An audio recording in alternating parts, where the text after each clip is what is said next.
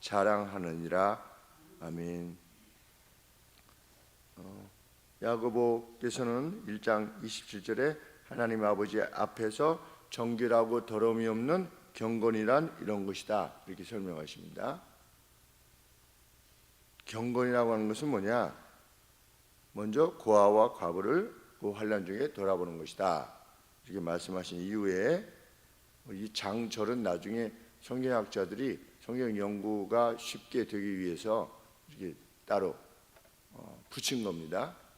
야고보께서 1장 1절 이렇게 한 게 아니라 원래는 그냥 편지인데 그 단락을 정해서 2장 몇 절 이렇게 하면 연구가 편하고 성도들이 찾기가 쉽기 때문에 그렇게 붙인 겁니다. 그래서 연결되어 있다라고 늘 생각을 하시면서 성경을 읽으시면 되겠습니다.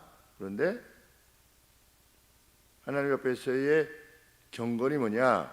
1절 말씀에 영광스러운 주 예수 그리스도의 믿음을, 우리 믿음이라고 하는 것은 영광스러운 거죠. 영광스러운 주 예수 그리스도의 믿음입니다.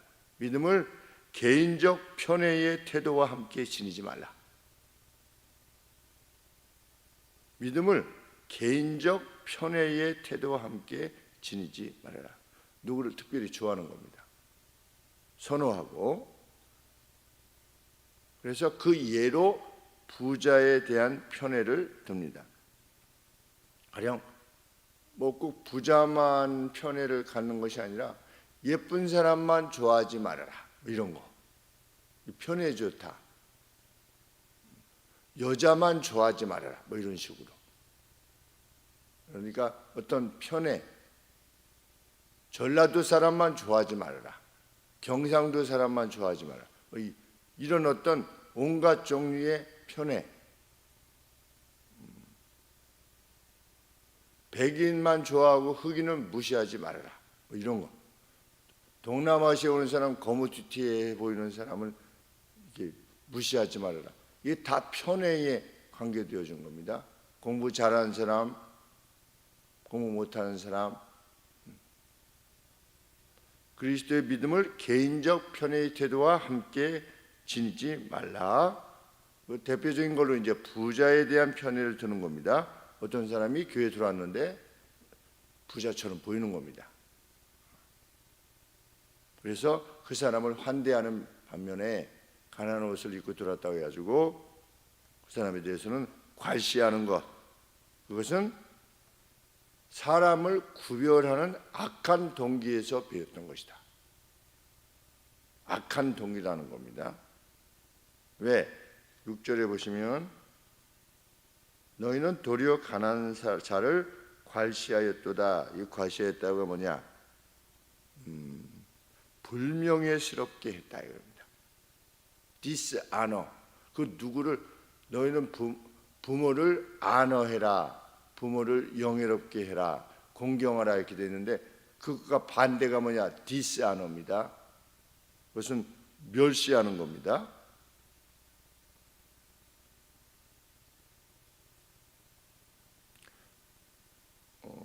야고보는 가난한 사람을 멸시하는 태도가 아주 기이한 일이다. 왜?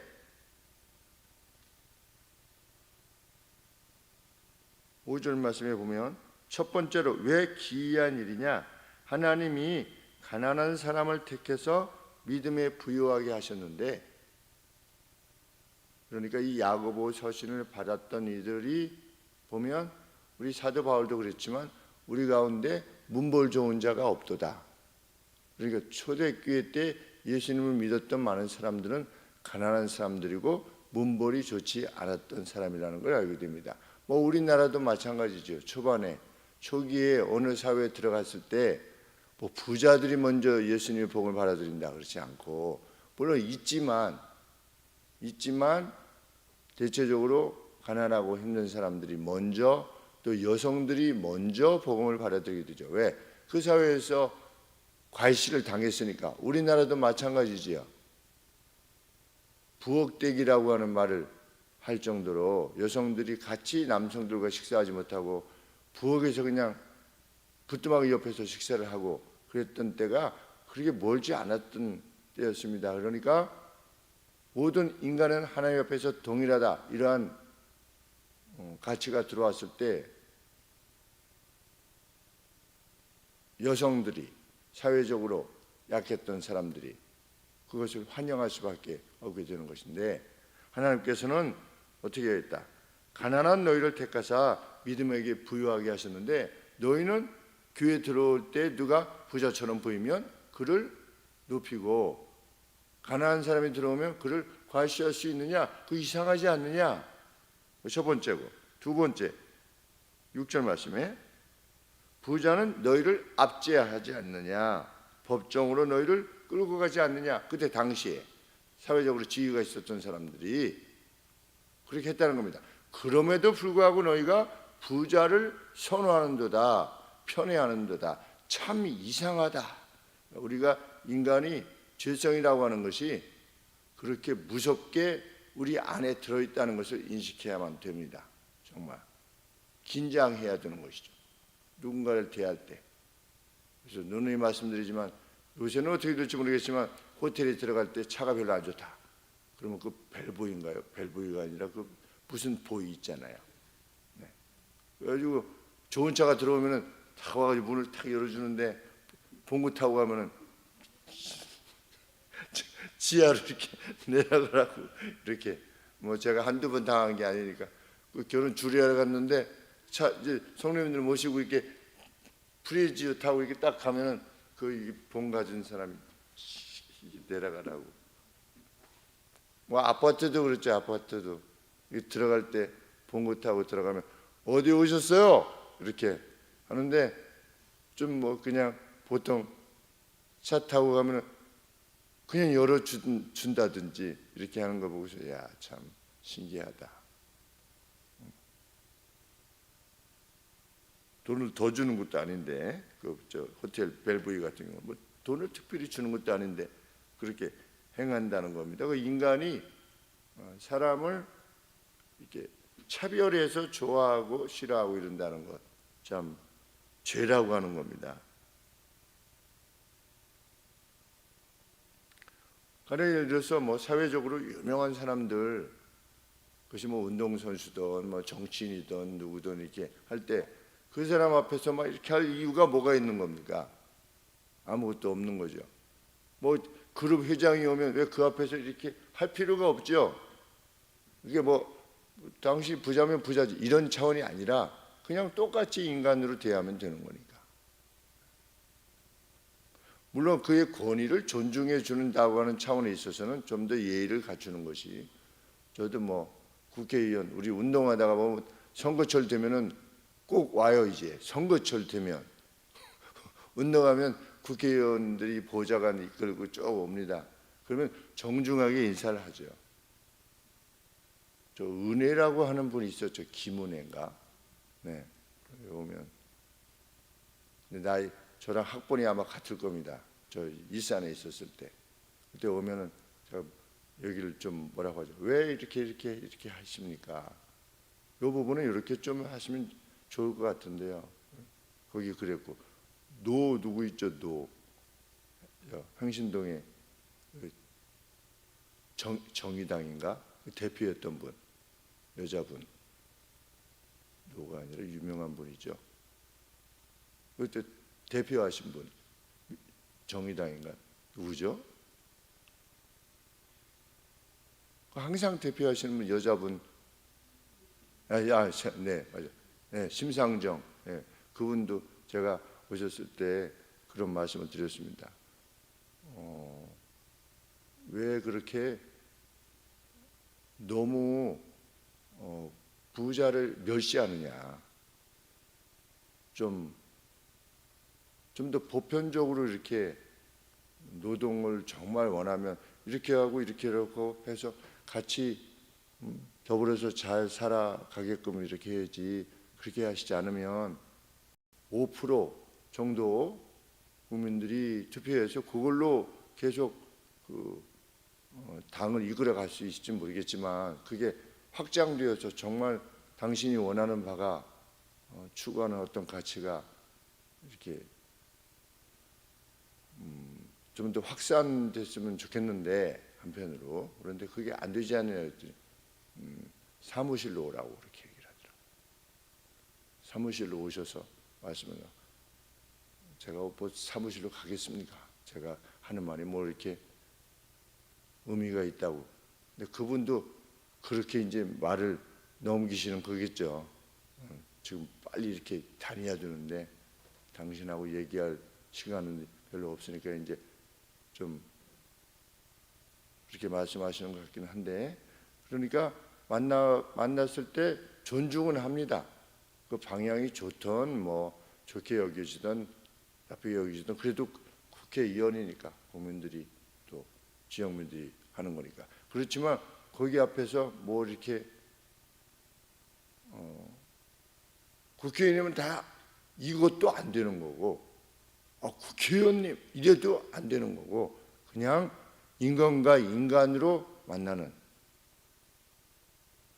편애나 멸시가 없는, 그만큼 인간을 동일하게 사랑하는, 동일하게 대하는 그런 것이 진정한 경건이다.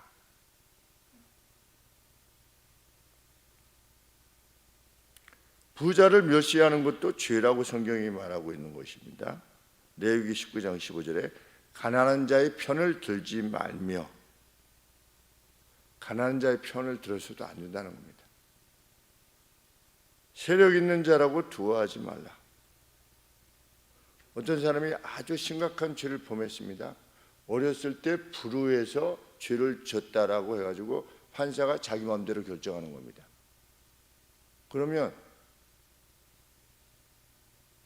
자신은 참 배려가 많은 판사다, 이러한 어떤 평판은 받을지 몰라도 그것이 전 사회적으로 끼치는 그 악에 대해서 책임이 있다는 겁니다. 가난한 자라고 편을 들지 말며, 불우하게 자랐으면 다 그렇게 되는가? 그렇지 않죠. 저도 불우하게 자랐는데 1학년이 되기 전까지 부모님하고 같이 못 살았으면 그 불우한 삶이 아니겠습니까? 그리고 자랄 때 동네 친구가 한 명도 없는, 산 골짜기는 아니지만 산 가운데 혼자 집이 있어가지고서 그냥 같이 사귈 친구가 없어서 그냥 7살 때까지 혼자 자란, 그러면 정말 불우한 거 아니겠습니까? 우리 어렸을 때 그 닭을 기르는데 그 닭 이제 양계장을 하는데 할머니께서 돈이 없으셔가지고 닭을 보통 2끼를 줘야 되는데 돈이 없으니까, 사료값이 없으니까 1끼밖에 못 주니까 제가 어렸을 때 하나님 앞에 기도할 때 늘 닭이 알을 많이 낳아서 좀 사료를 많이 살 수 있게 해주세요. 원래는 거꾸로죠. 사료를 잘 먹어야지 알이 나는 건데 알을 많이 낳아서 사료를 많이 사서 줄 수 있게 해주세요. 이렇게 기도했던 게 생각이 납니다. 이게 할머니가 이렇게 했으면 좋겠는데, 그러니까 그게 마음이다. 그게 마음이고 혼자 살았지. 부모님하고 보지도 못하고 그냥 한 달에 한번 개를 하면 그때 할머님이 저를 데리고 서울로 올라오셔서 얼굴 한번 보고 하루 지나고 다시 내려가고, 한 달에 한 번 정도. 불우하지요, 어떻게 보면. 그러니까 불우하다라고 나쁜 짓을 해야만 되느냐? 불우한 가운데 내가 정말 더 착하게 살아야 되겠다, 이런 사람들도 많이 있는 겁니다. 가난한 자의 편을 들지 말며 세력 있는 자라고 또 두호하지 말아라. 편애를 보이지 말라는 겁니다. 그리고 잠언 22장 2절에 누구를 멸시하는 것은 그를 지으신 하나님을 멸시하는 거다. 우리가 그 누구를 대할 때 그 누구에게도 하나님의 형상이 있다는 겁니다. 하나님의 이미지가. 아주 심각한 죄랍니다. 편애가. 그냥 저 사람은 돈 많은 사람만 좋아해, 이 정도가 아니라 아주 심각한 죄인데, 어떤 죄를 짓는 거냐 똑같으냐? 살인죄를 범하는 거, 간음죄를 범하는 것과 동일하답니다. 왜? 그 명령하신 분이 동일하신 한 하나님이시니까. 살인하지 마라, 간음하지 말라, 도둑질하지 말라, 편애하지 말라, 동일한 하나님이 말씀하셨는데 살인죄는 내가 이건 지켜야 되겠다 뭐 이런 거. 그런데 이 편애는 내가 뭐 그냥 그럴 수도 있지 뭐. 만약에 이렇게 하면 내가 하나님보다 더 우선한다는 겁니다. 어떤 하나님의 명령을 지킬 때. 그것이 11절 말씀에 10절 말씀에 누구든지 온 율법을 지키다가 그 하나에 거치면 모두 범한 자가 된다. 왜? 그 명령 각각을 주신 분이 동일하신 한 하나님이시기 때문이다. 12절 말씀에 너희는 자유의 율법대로 심판받을 자처럼 말도 하고 행하기도 해라. 자유의 율법. 이 자유의 율법이 무슨 의미인가? 자유의 법, 자유케 하는 법. 우리를 자유케 한 것은 무엇입니까? 우리를 자유케 한 것, 하나님의 은혜지요. 하나님의 은혜, 하나님의 자비. 자유의 법에 의해서 자유케 하는 법. 무엇 때문에 우리가 자유케 되었느냐? 하나님의 은혜에 의해서 자유케 되었다는 것을 잊지 말라는 겁니다. 그리고 지금 온 세계를 이끌어가는 법은 뭐냐? 자유의 법인데 그 법을 가능케 한 게 뭐냐? 하나님의 은혜라는 겁니다. 너희는 그 자유의 은혜로 인해서 법에 의해서 구원을 받았다는 겁니다. 그러니 너희도 어떻게 해라? 그 자유의 법을 시행하는 자가 되어야 된다는 겁니다. 그래서 13절 말씀에 긍휼을 행하지 아니하는 자에게는 긍휼 없는 심판이 있으리라. 왜? 자유의 법의 근간이 뭡니까? 은혜지요. 긍휼, 사랑. 이것에 의해서 우리가 자유하게 되었는데 그렇게 자유하게 된 우리가 긍휼을 베풀지 않는 겁니다. 그 누구에 대해서? 그러면 어떻게 될 거다? 심판을 당하게 될 거다. 그것을 말씀하신 것이 1만 달란트 빚졌다가 탕감 받았던 사람. 자유의 법이지요. 그 왕이 탕감해 줬어요. 은혜를 베풀었어요. 그런데 자기는 은혜를 베풀지 않은 겁니다. 그 자유의 법, 자유케 하는, 은혜로 자유케 하는 법이 공히 집행되도록 하셨는데 그것을 행하지 않는 겁니다. 그 누구에 대해서 은혜를, 또 어떤 자비, mercy죠. 이거 컴패션, 애정, 이것이 없이 행하는 자. 그것이 없기 때문에 누구를 멸시하는 거죠. 우습게 여기고 비아냥대고 이렇게 하는 것은 나중에 어떻게 될 거다. 긍휼을 행하지 않는 자에게는 나중에 긍휼 없는 심판이 있으리라. 천국에 못 간다는 겁니다. 긍휼은 심판을 이기고 자랑하느니라.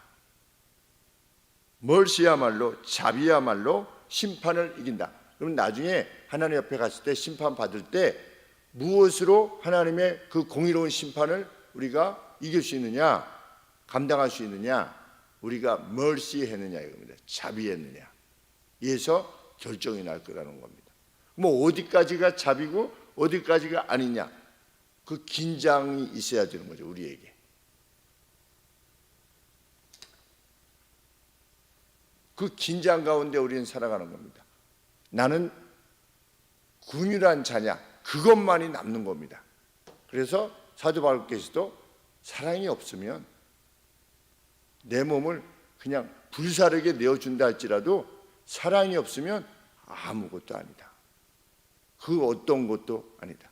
사랑이 없으면. 그러니 우리는 24시간 어떤 것을 행할 때 사랑으로 행하려고 하는 겁니다. 어제 이제 노예 임원회의가 열렸는데 총회에서 총회 사무실 간사님께서 누구누구에는 이렇게 이것은 어떻게 된 겁니까? 저것은 어떻게 된 겁니까? 이렇게 이제 질의가 왔어요. 질의가 왔는데 대면에서 서로 임원회를 하자 해가지고 모였습니다. 그런데 어떻게 조금 생각을 하게 되면 그 질의의 내용이 월권처럼 보이는 질의의 내용이 오는 겁니다. 누구누구는 지금 담임 목사님입니까? 아닙니까? 그걸 우리가 총회 사무실에 보고할 이유가 없어요. 총회에 보고할 이유는 있지요. 물어보면 총회 뭐 총회장이라든지 총회석이라든지. 그런데 총회 사무실의 직원이 이거 어떻게 된 겁니까? 이렇게 물으면 그냥 사무실 직원이시잖아요. 간사하신데. 그러니까 노 코멘트 이렇게 보내자. 그래서 제가 노 코멘트 그러면 너무 이렇게 좀 그렇지 않느냐. 그러니까 이렇게 질문해 오신 것은 사무실 에서 묻기보다는 뭐 총회에서 묻는다든지 이런 물음에 저희들이 답하는 것이 합당할 것 같습니다. 이렇게 좀 말을 이렇게 해서 보내요. 왜? 우리는 멀씨잖아요. 자비. 어떤 일을 행할 때에도 내가 이 말을 던졌을 때 상대가 노 코멘트 가래 이렇게 보내면 그 마음이 그렇잖아요. 그리고 왜 그것이 우리에게 왔는지까지 좀 더 확인해 본다든지. 왜냐하면 그분이 공연히 자기가 일을 만들어 가지고 그것까지 지금 자기 사무일도 바쁜데 그걸 물어보려고 열 몇 가지를 물어볼 이유가 없으니까. 그래서 그랬더니 그렇게 하시자고들 말씀하셔서 그렇게 보내기로 했는데, 우리는 24시간 동안 자비한 자로서 살아가는 겁니다. 그 누구에 대해서도. 심지어는 잠언의 말씀에 의하면 가축의 마음도 살피는, 지금 굉장히 목마르겠구나, 이렇게 지나가다가 이렇게 뭐 땡볕에 지렁이가 이렇게 가끔 나와요. 이렇게 지렁이가 비 오기 전에 지렁이가 좀 많이 나오고, 이렇게 왜 그런지 잘 모르겠지만, 그럼 막 그 지렁이가 그냥 아스팔트 위에 이렇게 그 죽잖아요. 그럼 너는 왜 나왔냐? 그래서 나무 꺾어가지고, 이게 잡기는 어려우니까 나무까지 꺾어서 이렇게 해가지고 이 안에다가 저 풀에다가 넣어주거든요. 저도 싫어요. 지렁이 잡으면 막 이렇게 움직이지 않으니까 저도 싫은데, 그것도 생명이잖아요. 24시간 어떻게 하면 자비를 행사하는 사람으로 살아갈 거냐. 자유의 율법을 들여다보고 있는 자는 듣고 잊어버리는 것이 아니라 행하는 것이다. 오늘 24시간 내에 심지어는 우리의 원수에게까지도 자비가 무엇인가를, 내가 무엇을 신앙하고 지금 살아가고 있는가를 보여주는 것, 그것을 누가 보고 계시느냐? 하나님이 보고 계시다 라고 하는 것을 확신하며 나아가는 우리가 되기를 원합니다. 기도하겠습니다. 하나님 아버지, 자비만이, 긍휼만이 심판을 이길 수 있으며, 사랑하는 사람은 심판에 대한 두려움을 지닐 이유가 없다라고 하신 하나님 말씀을 기억하며 24시간 아버지 아멘으로서, 기쁨으로서 저희 그런 사람이 되게 하여 주옵소서. 예수님의 이름으로 기도합니다. 아멘.